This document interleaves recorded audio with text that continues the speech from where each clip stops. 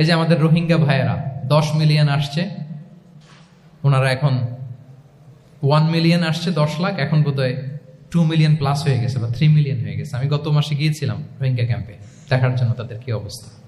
এমন মানবতার জীবনযাপন তারা করতেছে। ধর্মে তারা কোন ধর্মের বলেন তো? আমাদের ভাই, আমাদের বোনেরা, তাদের কোনো সলিউশন নাই। কাশ্মীরের ভাই বোনদের কি অবস্থা দেখেন তো। আর গাজার অবস্থা নাই বা বললাম।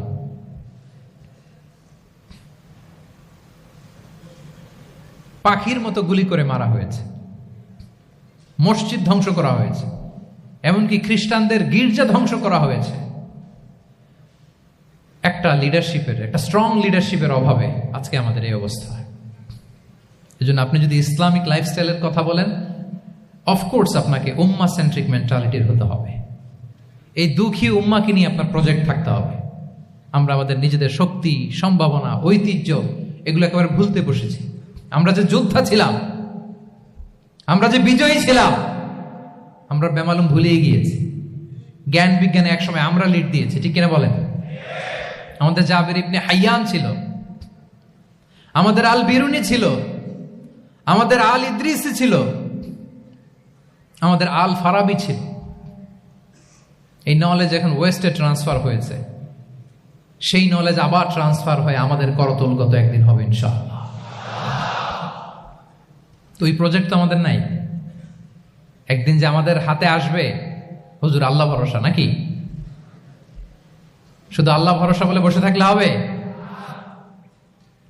সেলফ সেন্টার্ড হওয়া যাবে না, উম্মা সেন্ট্রিক আমাদেরকে হইতে হবে। উম্মার জন্য আপনার হৃদয়ে একটা দরদ থাকতে হবে। অন্যের জন্য কাজ করার একটা মেন্টালিটি আমাদের গ্রো করতে হবে। যারা অন্যের জন্য করে তারা জানে যে এটাতে কি সুখ, কি মজা। আপনি অন্যকে দান করে দেখেন, একটা সুখানুভূতি আপনার মধ্যে কাজ করবে। এবং রাসূল সাল্লাল্লাহু আলাইহি ওয়াসাল্লাম বলেন, আল্লাহু ফি আউনিল আবদি মা দামাল আবদু ফি আউনি আখিহি। আল্লাহ তাআলা ততক্ষণ পর্যন্ত বান্দার সাহায্যে থাকে, ওই বান্দার, যতক্ষণ পর্যন্ত এই বান্দা তার ভাইয়ের সাহায্যে থাকে।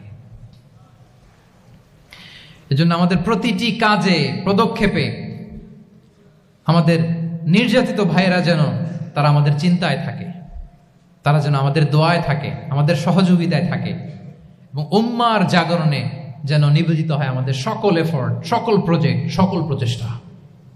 কি পারা যাবে কিনা বলেন? উম্মার জন্য এরকম স্যাক্রিফাইসিং মেন্টালিটি আমাদের থাকার দরকার আছে না নাই বলেন? তাহলে উম্মা সেন্ট্রিক মেন্টালিটি আমাদের করতে হবে সম্মানিত সুধী মণ্ডলী। তাহলে ইসলামিক লাইফস্টাইল নিয়ে যদি আমরা কথা বলি, আমাদের উম্মা সেন্ট্রিক হওয়ার কোনো বিকল্প নাই। আমি যদি পুরো আলোচনার সামারি করি, তাহলে বলতে হবে, শুরুতে আমি যেটা বলেছিলাম যে এখানে পিক অ্যান্ড চুজ করে ইসলামিক লাইফস্টাইল অ্যাডাপ্ট করার আমাদের কোনো সুযোগ